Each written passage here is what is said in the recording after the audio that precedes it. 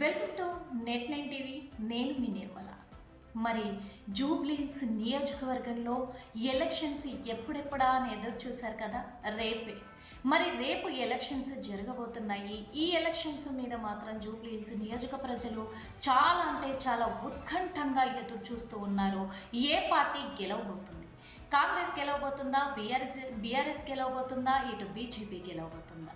ఏ party గెలవబోతుంది? ఏ party అధికారంలోకి రాబోతుంది? ఏ party MLA ఇక్కడ జూబ్లీహిల్స్ నియోజకవర్గంలో నిలబడబోతున్నారు అనేది ఉత్కంఠంగా మారింది. కానీ మరి నిన్నటి వరకు చూసుకున్నట్లయితే కాంగ్రెస్ వర్సెస్ బీఆర్ఎస్ పోటీగా ఒకరి మీద ఒకరు మాత్రం చాలా అంటే చాలా దూషించుకుంటూ దుమ్మెత్తి పోసుకుంటూ ప్రచారాలు అయితే కొనసాగించారు. ఎందుకంటే వీళ్ళది ఎక్కువగా హవా కనిపించింది. వాస్తవంగా చెప్పాలంటే బీఆర్ఎస్ తరపు నుంచి హరీష్ రావు, కేటీఆర్ అందరూ కూడా ఎమ్మెల్యేలంతా కూడా మరి బరిలోకి దిగి ప్రచారంలో పాల్గొన్నారు. ఇటు కాంగ్రెస్ నుంచి అయితే ఏకంగా సీఎం రేవంత్ రెడ్డి బరిలోకి దిగారు. ఇక్కడ నవీన్ యాదవ్ పోటీలో దిగితే జూబ్లీహిల్స్ నియోజకవర్గానికి కాంగ్రెస్ తరఫున, మరి బీఆర్ఎస్ తరఫున మాగంటి సునీత నిలబడ్డారు. అది తెలిసిన విషయమే. బీజేపీ నుంచి లంకల దీపక్ నిలబడ్డారు. ఈ ముగ్గురు కూడా మరి బీజేపీలో చూసుకున్నట్లయితే ఎవరూ కనిపించలేదు, కేవలం కార్యకర్తలు, అలాగే లంకల దీపక్ తప్ప. మరి బీజేపీ నుంచి ఎవరు ప్రచారానికి దిగారు, ఎక్కడ వినిపించట్లేదు అనేది కూడా ప్రజల్లో కొంచెం అనుమానాలు రేకెత్తాయి. ఎందుకంటే ఇటు రఘునందన్ రావు కనిపించలేదు, అటు ఈటల రాజేంద్ర రాలేదు, ఇటు బండి సంజయ్ అయితే అసలు పత్తకి లేడు. మరి దాన్ని దృష్టిలో పెట్టుకుంటే బీజేపీ గెలవకపోవచ్చు అనే అంచనాలు అయితే ఉన్నాయి. కానీ మరి బీఆర్ఎస్ గెలుస్తుందా, ఇటు కాంగ్రెస్ గెలుస్తుందా, ఏది గెలవబోతుంది? ఇటు చూడబోతే చాలామంది ఏమో నవీన్ యాదవ్ జూబ్లీహిల్స్ నియోజకవర్గానికి ఇంటి బిడ్డ అని కాంగ్రెస్ నాయకులు చెప్తూ ఉన్నారు, సీఎం రేవంత్ రెడ్డి చెప్తున్నారు. నవీన్ యాదవ్ని గెలిపించుకున్నట్లయితే మీ ఇంటి బిడ్డని గెలిపించుకున్నట్లే అని చెప్తున్నారు. కానీ బీఆర్ఎస్ నుంచి కేటీఆర్, హరీష్ రావు వీళ్ళంతా కూడా ఏమంటున్నారు? నవీన్ యాదవ్ మీ ఇంటి బిడ్డ అని రేవంత్ రెడ్డి అంటున్నాడు కదా, మీ ఇంటి బిడ్డ అని చెప్పేసి మీరు గెలిపించుకుంటే మీ ఇండ్లన్నీ కూడా కబ్జా చేసుకుంటాడు. ఒక రౌడీతో పోటీ పడుతుంది మాగంటి సునీత, మరి సునీతను గెలిపించుకోవాలి అని చెప్పేసి వాళ్ళు ప్రచారంలో దిగుతున్నారు. అలాంటి ప్రచారాలు చేసుకున్నారు రాజకీయ నాయకులు.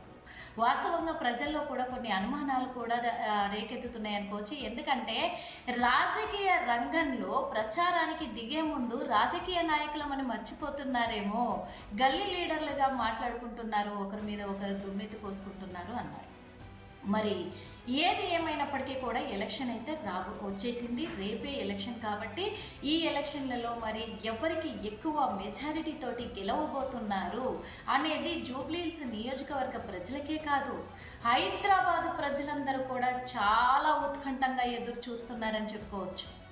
ఎందుకంటే మరి కాంగ్రెస్ ప్రభుత్వం ఏర్పడ్డాక పథకాలన్నీ కూడా వాళ్ళు అంటే ఇచ్చిన హామీలు ఏవి కూడా వాళ్ళు నెరవేర్చలేదు, పథకాలు అమలు చేయలేదు. కాబట్టి తెలంగాణలో కాంగ్రెస్ ప్రభుత్వం ఫెయిల్యూర్ అని చెప్పేసి ప్రజల్లో ఒక ముద్ర పడిపోయింది అని చెప్పి బీఆర్ఎస్ చెప్తూ ఉంది. కానీ బీఆర్ఎస్ గతంలో మంచిగా చేయలేదు కాబట్టి ఓడిపోయింది అని చెప్పేసి కూడా ఉంది. కానీ ఇప్పుడు ఈ జూబ్లీహిల్స్ నియోజకవర్గంలో బీఆర్ఎస్ గెలిస్తే రాబోయే 5 సంవత్సరాలు కూడా బీఆర్ఎస్ హవా మళ్ళీ ముందుకు రాబోతుంది అనేలాగా ఉంది. లేదు ఇక్కడ కాంగ్రెస్ ప్రభుత్వమే గెలిచినట్లయితే మాత్రము రాబోయే ఇంకా 5 సంవత్సరాలు కూడా కాంగ్రెసే పరిపాలించబోతుంది అనేది కూడా ఉంది. కాబట్టి ఇది చాలా ఉత్కంఠంగా మరి నెలకొందని చెప్పుకోవచ్చు. ఎందుకంటే జూబ్లీహిల్స్ నియోజకవర్గంలో జరిగే ఈ బై ఎలక్షన్ల మీదే మరి ఇంకా తర్వాత రాబోయే ప్రభుత్వం ఏంటి అనేది డిసైడ్ చేయాల్సి ఉంది ముఖ్యంగా.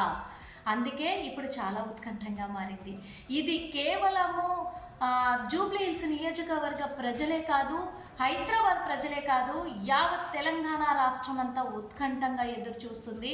జూబ్లీహిల్స్ నియోజకవర్గంలో జరిగే ఈ ఎలక్షన్లు ఎలా జరగబోతున్నాయి, ఎవరు గెలవబోతున్నారు అనేది చాలా ఉత్కంఠంగా మారింది. రేపు ఓటింగ్ 14వ తేదీన మరి ఎలక్షన్ కౌంటింగ్ తేదీన మాత్రం తేట తెల్లమైపోతుంది ఏ పార్టీ గెలుస్తుంది అనేది.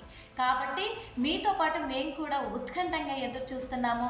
14వ తారీఖు వరకు ఏ క్షణం ఏ పార్టీ ఎంత మెజారిటీతో గెలవబోతుంది అనేది చూపించడానికి ఎప్పుడు నెట్9 టీవీ మీకు సిద్ధంగా ఉంటుంది. కాబట్టి మీతో పాటు మేము